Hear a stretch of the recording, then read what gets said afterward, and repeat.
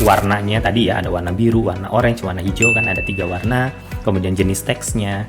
Kemudian kalau kita perhatikan lagi ke makalahnya, di makalahnya itu ada keterangan ya, ada gambar apa gitu ya.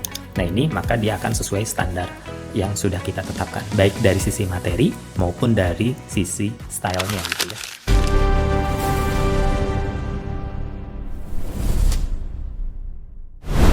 Halo, Assalamualaikum warahmatullahi wabarakatuh. Berjumpa kembali bersama saya, Chef Sauri. Kali ini kita akan kembali membahas notebook LM ya, notebook LM kembali. Jika sebelumnya kita sudah mengenali fungsi utama dari notebook LM, kemudian juga kita sudah membahas juga pernah terkait workflow atau alur kerja bagaimana notebook LM ini digunakan sebagai alat atau mesin untuk menjadikan pembuatan modul, training, gitu, ataupun perkuliahan dan lain sebagainya. Nah, untuk sekarang kita akan fokus lebih detail, lebih mendalam bagaimana kita menggunakan notebook LM ini untuk dijadikan sebagai bahan presentasi atau slide. Apakah itu nanti formatnya PDF, PowerPoint, dan lain sebagainya. Nah, ini saya sudah menyusun sebuah workflow, sudah disempurnakan gitu ya, yang biasa saya gunakan tentunya gitu, dalam menyusun presentasi yang detail, yang spesifik, dan tidak halusinasi. Karena tujuan utama dari notebook LM ini adalah bagaimana kita menggunakan source yang kita miliki supaya menghasilkan apakah itu berupa presentasi ataupun untuk video dan lain sebagainya itu dengan data-data yang valid gitu ya, yang kita sudah masukkan ke dalam notebook LM. Nah, jadi ini kurang lebih ada beberapa tahap. Jadi mungkin di tahap awal, asumsinya adalah bahwa kita sudah memiliki sebuah notebook yang lengkap ya, source-nya sudah lengkap. Misalkan katakan seperti ini. Nah, saya sudah memiliki satu notebook yang berisi source yang lengkap ya. Setidaknya untuk kebutuhan saat ini ada sekitar 13 kalau di saya ini gitu ya. Nah, mungkin untuk notebook LM ini katanya sih bisa sampai 50 sumber ya, bisa sampai 50 sumber. Nah, apabila kita sudah punya seperti ini, lalu apa saja yang bisa kita lakukan supaya menghasilkan presentasi yang detail, yang benar gitu ya, tidak halusinasi, dan juga yang paling penting adalah tampilannya atau stylenya sesuai dengan kebutuhan kita gitu ya, sesuai dengan kebutuhan kita. Nah, kita kembali lagi ke workflow-nya. Tahap pertama, kita akan melakukan bahwa dari source yang kita miliki adalah mensintesis dulu materinya. Seperti yang sudah disampaikan sebelum-sebelumnya, kita bisa memasukkan sumber, bahkan sampai 50 sumber tadi ya, yang cukup banyak gitu ya, yang komprehensif. Tetapi ketika kita akan membuat sebuah presentasi, sebuah slide, maka kita perlu membuat menjadi satu satuan yang terkecil gitu ya. Jika di video sebelumnya misalkan kita mengistilahkannya sebagai satu chunk gitu ya. Nah, jadi kita perlu mensintesis dulu materinya. Nah, kalau saya biasanya lebih senang gitu ya, ataupun lebih prefer gitu ya untuk menjadikan bahannya itu dalam format report ataupun makalah. Jadi Bapak Ibu, teman-teman semua bisa menggunakan fasilitas di notebook LM. Di studio ini ada namanya menu report ya. Sebetulnya tidak harus di report ya. Di menu chat pun kita bisa saja mensintesis materi dari sumber yang ada di sini menjadi sebuah makalah atau sebuah report atau sebuah materi pelatihan ataupun perkuliahan gitu ya. Tapi mungkin kita bisa juga gunakan fasilitas report di sini gitu ya. Fasilitas report di sini. Nah, ini saya menyiapkan sebuah prompt. Sebetulnya nanti promptnya boleh menggunakan yang sama ataupun yang berbeda, tapi intinya bahwa untuk membuat materi yang komprehensif. Misalkan promptnya seperti ini. Buat makalah komprehensif tentang materi, nanti materinya apa, kita sudah tentukan chunk-nya apa gitu ya, ataupun materi, submaterinya apa yang mau dibuatkan slide-nya. Dari sumber-sumber yang tersedia untuk kebutuhan, nah kebutuhannya juga mungkin akan berbeda-beda, mungkin untuk materi perkuliahan, untuk report, misalkan teman-teman membuat untuk kebutuhan menampilkan data ya, untuk menampilkan laporan begitu ya, tentu akan berbeda bentuk slide presentasinya gitu. Lalu atau juga untuk pelatihan atau juga misalkan untuk pembelajaran di kelas, pembelajaran di e-learning. Nah, ini boleh disebutkan kebutuhannya gitu ya.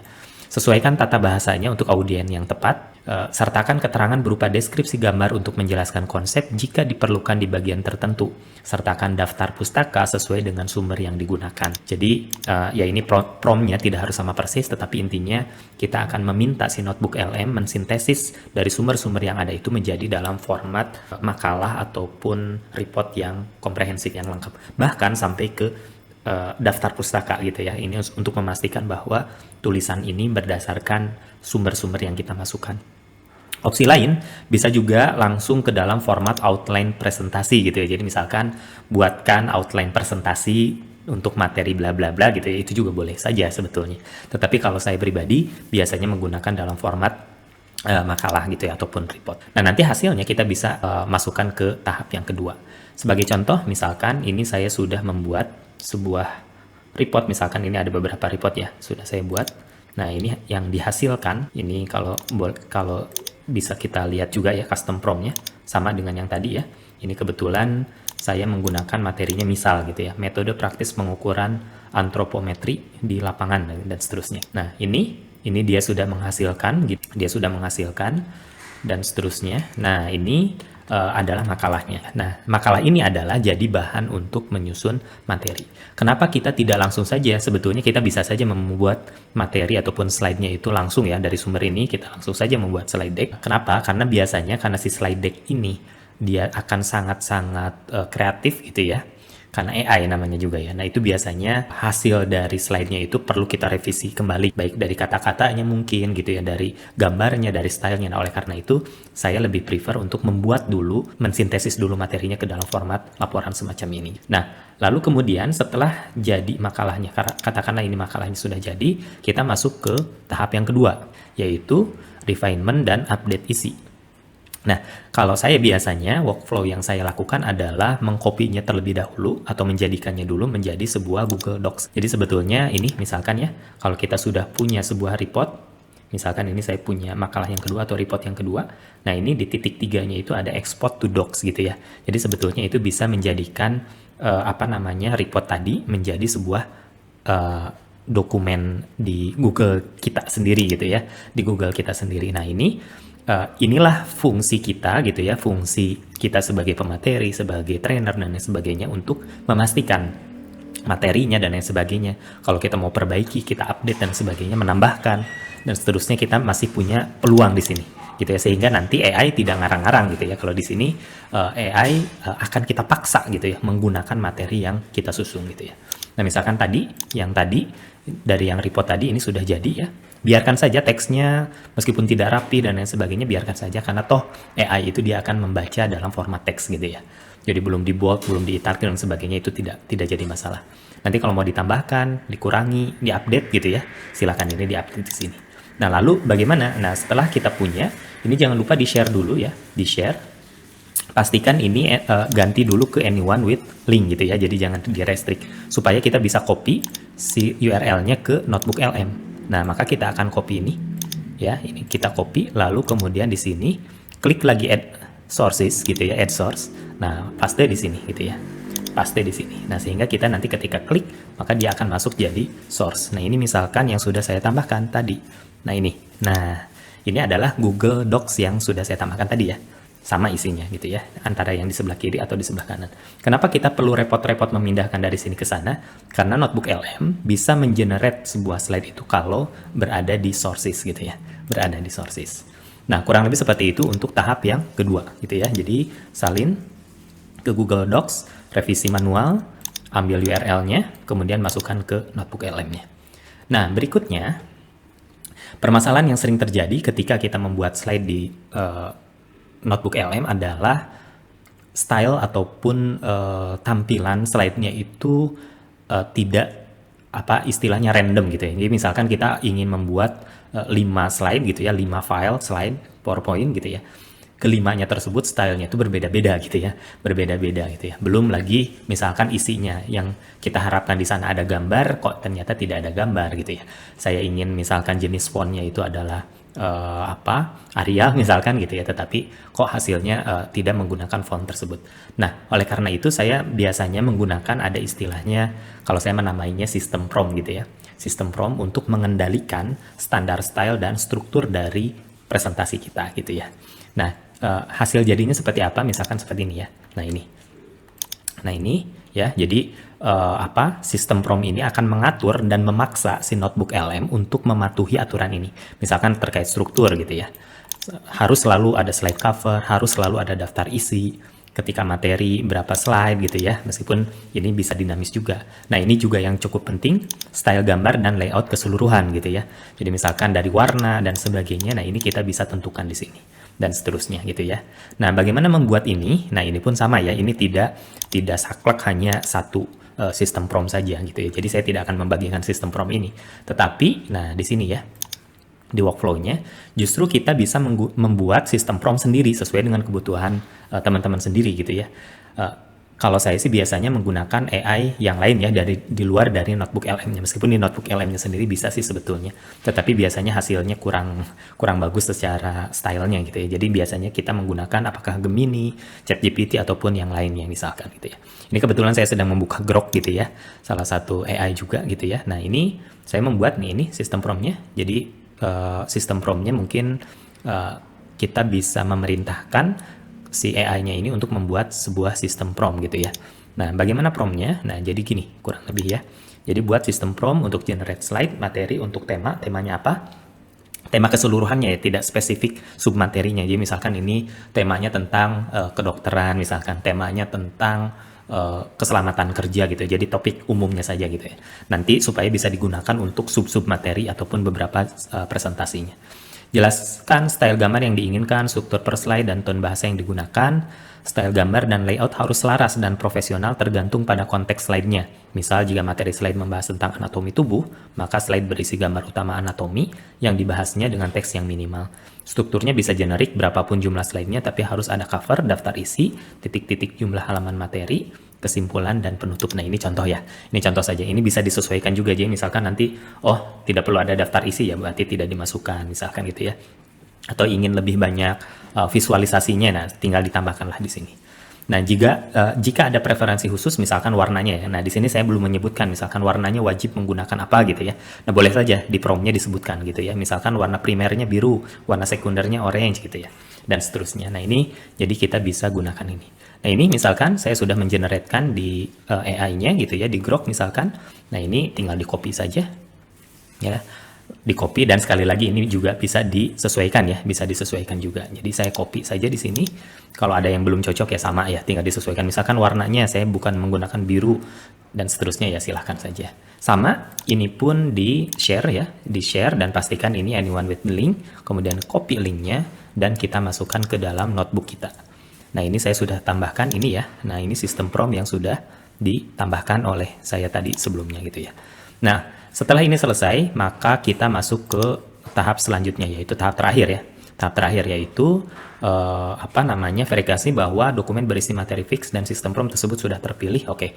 Jadi sebelum mengenerate, pastikan dulu nanti yang dicentang. Nah, ini mungkin sedikit tips aja ya. Jadi nanti sebelum mengenerate slide gitu ya, karena kita sudah menyiapkan materi dan sistem prompt-nya, kita sudah tidak perlu lagi menyentang semua materinya. Kenapa? Karena supaya si notebook LM-nya itu sangat fokus hanya membuat slide yang kita inginkan saja gitu ya. Jadi biasanya kita hapus dulu semuanya, kemudian kita hanya centang dua berarti kalau saat ini gitu ya. Jadi hanya ini nih, hanya si makalahnya atau si reportnya atau si materinya, kemudian sistem prompt-nya untuk mengatur struktur dan stylenya gitu ya. Nah hanya dicentang dua ini. Nah setelah dicentang kedua ini, maka kita tinggal melakukan eksekusi ya. Nah eksekusinya tinggal kita buat di slide deck-nya dengan prompt seperti ini. Misalkan buatkan materi slide, apakah untuk kuliah, untuk pelatihan, atau untuk report gitu ya, dengan materinya sebutin apa judulnya gitu ya, sesuai sumber. Nah ini yang perlu ditegaskan, dilarang mengubah apapun dari sumber yang dipilih. Misalkan seperti itu gitu ya. Nah contohnya seperti apa? Contoh yang sudah jadinya misalkan yang ini ya. Nah ini saya perlihatkan lagi custom prompt-nya. Nah ini ya, buatkan materi untuk pelatihan e-learning dengan materi. Nah materinya saya sebutkan di sini ya. Nah ini materinya. Kemudian sesuai sumber. Nah dilarang mengubah apa sumber yang dipilih. Oh ya, sama satu lagi, style wajib mengikuti sistem prompt yang ada di sumber. Tadi lupa ya, di sini saya belum ditambahkan. Jadi tambahkan satu lagi bahwa style wajib mengikuti sistem prompt yang ada di sumber. Kan ini ya, kita sudah siapkan di sini nih. Ada dua ini. Nah maka nanti yang akan dihasilkan kurang lebih seperti ini gitu ya. Nah seperti ini gitu ya. Warnanya tadi ya, ada warna biru, warna orange, warna hijau, kan ada 3 warna. Kemudian jenis teksnya, Kemudian kalau kita perhatikan lagi ke makalahnya, di makalahnya itu ada keterangan ya, ada gambar apa gitu ya. Nah ini maka dia akan sesuai standar yang sudah kita tetapkan, baik dari sisi materi maupun dari sisi stylenya gitu ya. Sehingga ini lebih banyak ilustrasinya gitu ya, karena kita minta tadi akan lebih banyak ilustrasinya karena ini bukan materi yang sifatnya itu hanya berupa deskriptif saja gitu ya. Nah ini kurang lebih hasilnya, sehingga nanti kalau kita mau membuat materi yang kedua, ketiga, dan seterusnya gitu ya, ini kita tinggal lakukan lagi workflow yang tadi, buat lagi makalah yang kedua, ketiga, dan seterusnya gitu ya, lalu kemudian kita generatekan dengan style yang sama. Nah, kurang lebih seperti itu. Oh ya, sama satu lagi, boleh menambahkan informasi lain di prompt-nya, misal menambahkan nama pematerinya, institusi, waktu, dan ini boleh ya. Jadi misalkan di sini buatkan materi slide, dilarang mengubah apapun di sumber yang dipilih, kemudian stylenya harus mengikuti sistem prompt, kemudian sertakan misalkan nama pemateri di slide cover, dan sebagainya. Nah, ini silahkan ditambahkan. Nah, terakhir, mungkin ini sekedar tips, jadi jika misalkan teman-teman punya notebook dengan sumber yang sudah lebih banyak, kalau ini kan ini baru sedikit ya, baru sekitar 13-an tadi ya, atau mungkin hanya 10. Ini saya masih gabungkan ya antara pembuatan slide-nya, sistem prompt-nya dengan materinya saya satukan gitu ya. Tetapi nanti misalkan kalau sumbernya sudah sangat banyak gitu ya, misalkan lebih dari 20 gitu ya, atau bahkan mau mendekati 50 sumber. Nah, saya sarankan ini ya. Jadi sebaiknya kalau sudah lebih dari lebih dari 20 sumber misalkan, maka Bapak Ibu teman-teman buat satu notebook khusus untuk mengenerate slide-nya, mengenerate videonya dan lain sebagainya gitu ya. Sehingga sistem prompt dan makalah-makalahnya disimpan di notebook khusus gitu ya, hanya untuk mengeneratkan slide-slide-nya gitu ya. Tetapi kalau untuk jumlah sumber materinya masih ya misalkan sekitar 10 atau bahkan di bawah 15 lah paling tidak gitu ya, mungkin masih bisa disatukan dalam satu notebook gitu ya. Kemudian tips tambahan lain, pastikan Anda mendeskripsikan branding gitu ya, warna ya, ini kalau sudah ada panduannya, misalkan Anda membuat presentasi khusus untuk institusi gitu ya, untuk satu pelatihan dan sebagainya. Nah itu tinggal didefinisikan di sistem prompt-nya gitu ya. Kemudian nah untuk langkah selanjutnya, misalkan tadi presentasi yang sudah kita buatkan, kita bisa edit kembali gitu ya. Jadi misalkan melalui Microsoft PowerPoint atau Canva gitu ya. Misalkan ada hal-hal yang biasanya dilakukan, misalkan menghapus watermark gitu ya. Karena biasanya di notebook LM, biasanya kan kita ya notebook ada watermark di sini ya, di kanan bawah. Nah ini misalkan untuk menghapus atau menutup gitu ya. Kemudian untuk menganimasikan dan lain sebagainya itu bisa dilakukan di PowerPoint ataupun di Canva gitu ya. Dengan kita mendownload terlebih dahulu dalam format PDF ataupun PowerPoint sesuai dengan kebutuhan kita. Baik, itu saja mungkin rekan-rekan, Bapak Ibu semua, semoga bermanfaat. Jadi ada beberapa tahap, dari mulai tahap sintesis hingga sampai pada melakukan eksekusinya gitu ya. Oh ya, sama satu lagi, ketika nanti setelah mengeksekusi, kita trial, masih ada sesuatu yang belum pas gitu ya, kita bisa perbaiki presentasinya, direvisi kalau hanya perbaikan-perbaikan minor gitu ya. Tetapi kalau perbaikannya misalkan, oh ini secara style, secara keseluruhannya masih belum cocok, berarti kita akan kembali lagi ke sini ya, ke tahap yang ketiga, pembuatan sistem prompt. Jadi ini perbaiki lagi, misalkan di AI sininya diperbaiki lagi, misalkan warnanya diperbaiki lagi ya, kita tinggal ngobrol lagi aja sama si AI supaya dia menghasilkan sistem prompt yang lebih mendekati sesuai dengan kebutuhan ataupun keinginan kita. Baik, itu saja dari saya, terima kasih, sampai jumpa di video-video yang lainnya. Wassalamualaikum warahmatullahi wabarakatuh.